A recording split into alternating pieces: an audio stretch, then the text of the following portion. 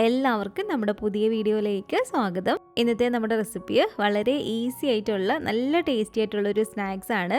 ബ്രെഡും നേന്ത്രപ്പഴവും ഒക്കെ ഉണ്ടെങ്കിൽ വളരെ എളുപ്പത്തിൽ നമുക്ക് ചെയ്തെടുക്കാൻ പറ്റിയ ഒരു റെസിപ്പിയാണ്. കുട്ടികൾക്കൊക്കെ ആണെങ്കിലും ഒരുപാട് ഇഷ്ടപ്പെടുന്ന ഒരു സ്നാക്സ് തന്നെയാണ്. അപ്പം നമുക്കിത് എങ്ങനെയാണ് തയ്യാറാക്കുന്നതെന്ന് ഒന്ന് കണ്ടു നോക്കാം. ഈ ഒരു വീഡിയോ കണ്ടുകൊണ്ടിരിക്കുന്ന സമയത്ത് നിങ്ങൾക്ക് ഇഷ്ടപ്പെടുവാണെങ്കിൽ മറക്കാതെ തന്നെ ഒരു ലൈക്ക് ബട്ടണും കൂടെ ഒന്ന് ക്ലിക്ക് ചെയ്യണേ.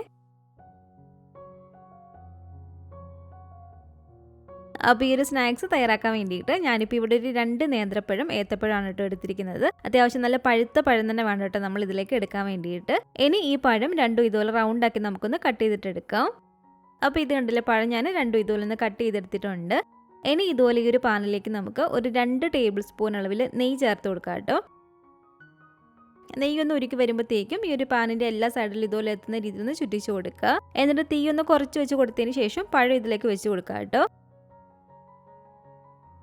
പഴം ഇതുപോലെ നെയ്യിലേക്ക് ഇട്ട് കൊടുത്തിട്ട് 2 സൈഡ് നല്ല പോലെ തന്നെ നമുക്കൊന്ന് മൊരിയിച്ചിട്ട് എടുക്കണം കേട്ടോ. ഈ ഒരു നെയ്യിൽ കിടന്നിട്ട് ഇത് കണ്ടില്ല, ഇതുപോലെ പെട്ടെന്ന് തന്നെ നമുക്ക് മൊരിഞ്ഞ് കിട്ടും. ഒരു സൈഡ് നല്ല പോലെ തന്നെ മൊരിഞ്ഞ് വരുമ്പോഴത്തേക്കും ഇതുപോലെ ഒന്ന് മറിച്ചിട്ട് കൊടുക്കുക.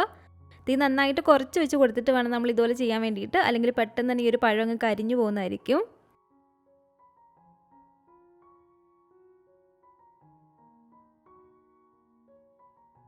അപ്പോൾ 2 സൈഡും നല്ല പോലെ തന്നെ ഒന്ന് മൊരിച്ചെടുത്തതിന് ശേഷം ഇത് നമുക്ക് ഈ ഒരു പാനിൽ നിന്ന് എടുത്തേക്കാം.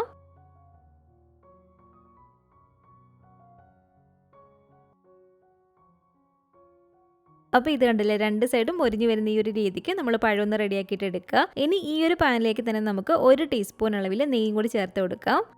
നെയ്യൊന്ന് ഉരുകി വരുമ്പോഴത്തേക്കും ഇതിലേക്ക് നമുക്കൊരു 1/2 കപ്പ് അളവിൽ തേങ്ങ ചേർത്ത് കൊടുക്കാം കേട്ടോ. തേങ്ങ ചേർത്ത് കൊടുത്തിട്ട് തീ നല്ല പോലെ തന്നെ കുറച്ച് വെച്ച് കൊടുക്കുക.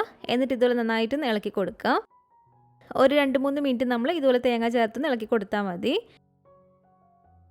അപ്പോൾ തേങ്ങ ചേർത്ത് ഇതുപോലെ ഒന്ന് ഇളക്കിയതിന് ശേഷം ഇനി നമുക്കിതിലേക്ക് മധുരത്തിന് ആവശ്യമായിട്ടുള്ള പഞ്ചസാരയോ ശർക്കരയോ ചേർത്ത് കൊടുക്കാം. ഞാനിപ്പോൾ ഇതിലേക്ക് കരിപ്പട്ടിയാണ് കേട്ടോ എടുത്തിരിക്കുന്നത്. അതൊരു 3 ടേബിൾ സ്പൂൺ ഇതിലേക്ക് ഞാൻ ഇട്ട് കൊടുക്കുകയാണ്.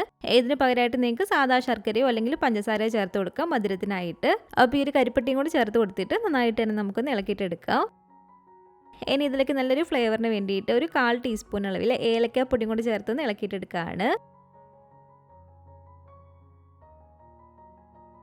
ഏലക്കാപ്പൊടിയും കൂടി ചേർത്ത് ഇതുപോലെ ഇളക്കിയതിന് ശേഷം നമ്മൾ തയ്യാറാക്കി വെച്ചിരിക്കുന്ന ഒരു പഴം മുഴുവനായിട്ട് ഇതിലേക്ക് ഇട്ട് കൊടുത്തിട്ട് നന്നായിട്ട് ഇളക്കിയിട്ട് എടുക്കുക.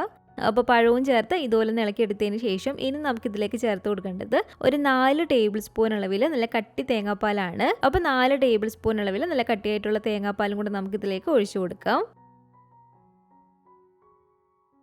എന്നിട്ട് ഇതുപോലെ ചെറിയ തീയിലിട്ട് കൊടുത്തിട്ട് ഒരു 1-2 മിനിറ്റും കൂടി നമ്മളൊന്ന് ഇളക്കി കൊടുത്താൽ മാത്രം മതി.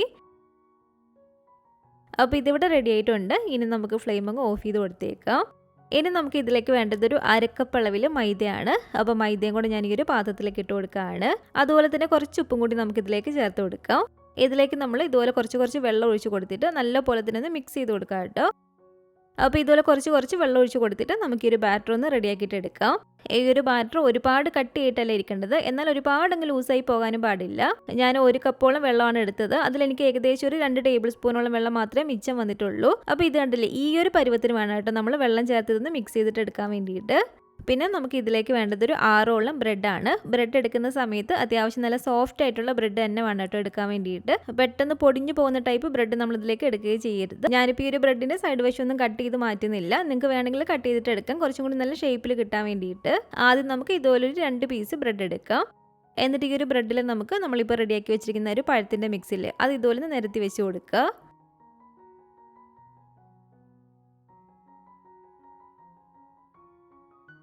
ഇതിൻ്റെ മുകളിലേക്ക് വേറൊരു ബ്രെഡും കൂടി വെച്ച് കൊടുത്തിട്ട് കൈ വെച്ചിട്ട് പതിയെ ഒന്ന് പ്രസ് ചെയ്ത് കൊടുക്കുക കേട്ടോ, അതൊന്ന് ഒട്ടിയിരിക്കാൻ വേണ്ടിയിട്ട്. അപ്പോൾ കൈ വെച്ചിട്ട് പതിയെ ഒന്ന് പ്രസ് ചെയ്തതിന് ശേഷം ഇനി നമുക്കിതൊന്ന് കട്ട് ചെയ്തിട്ട് എടുക്കാം കേട്ടോ. അപ്പോൾ കൈ വെച്ചിട്ട് പതിയെ ഒന്ന് പ്രസ് ചെയ്ത് കൊടുത്തതിന് ശേഷം ഇനി നമുക്ക് ഇതുപോലെ ഒന്ന് കട്ട് ചെയ്തിട്ട് എടുക്കാം. ഇതുപോലെ നമ്മൾ കട്ട് ചെയ്തെടുത്തതിന് ശേഷം ഇതുപോലെ കൈ വെച്ചിട്ട് നന്നായിട്ടൊന്ന് പ്രസ് ചെയ്ത് കൊടുക്കുക കേട്ടോ, അതൊന്ന് ഒട്ടിയിരിക്കാൻ വേണ്ടിയിട്ടാണ്. അപ്പോൾ ഇതുപോലെ ഓരോന്നും എടുത്തിട്ട് നമ്മൾ കൈ കൊണ്ടൊന്ന് പ്രസ് ചെയ്ത് കൊടുക്കണേ. അപ്പോൾ എല്ലാത്തിലും തന്നെ ഞാനൊരു ഫില്ലിങ് വെച്ച് കൊടുത്തിട്ടുണ്ട്. ഇനി നമുക്ക് ഇതിലേക്ക് വേണ്ടത് ഇതുപോലെ കുറച്ച് ബ്രെഡ് ക്രംസ് ആണ്. അപ്പോൾ നമ്മൾ റെഡിയാക്കി വെച്ചിരിക്കുന്ന ഒരു മൈദയുടെ ഒരു ബാറ്ററിയിൽ അതൊന്നും കൂടെ ഒന്ന് മിക്സ് ചെയ്ത് കൊടുക്കുക കേട്ടോ. അതിനുശേഷം ഇത് ഓരോന്നും എടുത്തിട്ട് ആദ്യം ഒരു മൈദയുടെ ഒരു ബാറ്ററിൽ നമ്മൾ നന്നായിട്ടൊന്ന് മുക്കിയിട്ടെടുക്കുക. അതിനുശേഷം ബ്രെഡ് ക്രംസിലേക്ക് ഇട്ട് കൊടുത്തിട്ട് ആ ഒരു ബ്രെഡിൻ്റെ എല്ലാ ഭാഗത്തും ബ്രെഡ് ക്രംസ് ആവുന്ന രീതിയിൽ നമ്മളൊന്ന് കോട്ട് ചെയ്ത് കൊടുത്താൽ മതി.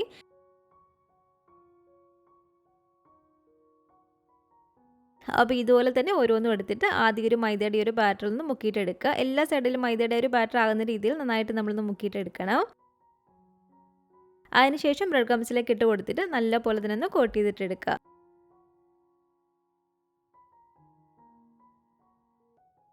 അപ്പോൾ ഇത് കണ്ടില്ല, ഇതെല്ലാം തന്നെ ഞാനിവിടെ റെഡിയാക്കി എടുത്തിട്ടുണ്ട്. ഇതിനെ നമുക്ക് എണ്ണയിലേക്ക് ഇട്ട് കൊടുത്തിട്ടൊന്ന് ഫ്രൈ ചെയ്തിട്ട് എടുത്താൽ മാത്രം മതി.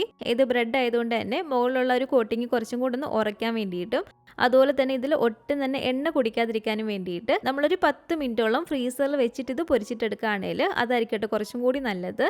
ഇപ്പം തന്നെ ഫ്രൈ ചെയ്തിട്ടെടുക്കണമെങ്കിൽ അങ്ങനെ വേണമെങ്കിലും ഫ്രൈ ചെയ്യാം കേട്ടോ. അപ്പോൾ ഞാനിപ്പോൾ ഇതൊരു 10 മിനിറ്റോളം ഫ്രീസറിൽ വെച്ചിട്ടാണ് കേട്ടോ ഫ്രൈ ചെയ്തിട്ടെടുക്കുന്നത്. അങ്ങനെയാണെങ്കിൽ ഒട്ടും തന്നെ ഇതിൽ എണ്ണ കുടിക്കത്തില്ല.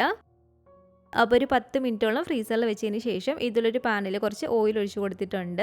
ഇത് നമ്മൾ ഫ്രൈ ചെയ്തിട്ടെടുക്കുന്ന സമയത്ത് ശ്രദ്ധിക്കേണ്ട ഒരു കാര്യം, നല്ല ചൂടായിട്ട് കിടക്കുന്ന എണ്ണയിലേക്ക് തന്നെ വേണം കേട്ടോ ഇത് ഇട്ട് കൊടുക്കാൻ വേണ്ടിയിട്ട്. എണ്ണ ചൂടായിട്ടില്ലെങ്കിൽ നമ്മളിത് എണ്ണയിലേക്ക് ഇട്ട് കൊടുക്കുന്ന സമയത്ത് ആ ഒരു ബ്രെഡ് ക്രംസ് ഒക്കെ എണ്ണയിലേക്ക് പോവുകയും ചെയ്യും. അതുപോലെ തന്നെ ഇത് പൊട്ടി പോകാനും ചാൻസ് ഉണ്ട്. അപ്പോൾ നല്ല ചൂടായിട്ട് കിടക്കുന്ന എണ്ണയിലേക്ക് തന്നെ വേണം നമ്മൾ ഇതുപോലെ ഇട്ട് കൊടുക്കാൻ വേണ്ടിയിട്ട്. അപ്പോൾ രണ്ട് സൈഡും നല്ല പോലെ തന്നെ മൊരിഞ്ഞൊരു ഗോൾഡൻ കളറായിട്ട് വരുമ്പോഴത്തേക്കും നമുക്ക് എണ്ണയ്ക്കകത്തുനിന്ന് എടുക്കാവുന്നതാണ്.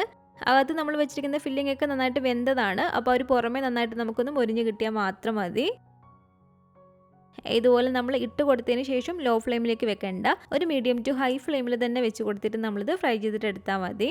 അപ്പോൾ ഒരു സൈഡിൽ നിന്ന് മൊരിഞ്ഞ് വരുമ്പോഴത്തേക്കും ഇതുപോലെ മറിച്ചിട്ട് കൊടുത്തിട്ട് ആ ഒരു സൈഡും കൊണ്ട് നമ്മളൊന്ന് മൊരിച്ചിട്ടെടുക്കുക. അപ്പോൾ തിരിച്ചും മറിച്ചിട്ട് കൊടുത്തിട്ട് ഇത് കണ്ടില്ല, ഇതുപോലെ ഒരു ഗോൾഡൻ കളറായിട്ട് വരുമ്പോഴത്തേക്കും നമുക്കിത് എണ്ണയ്ക്കകത്തുനിന്ന് അങ്ങ് കോരി മാറ്റിയേക്കാം.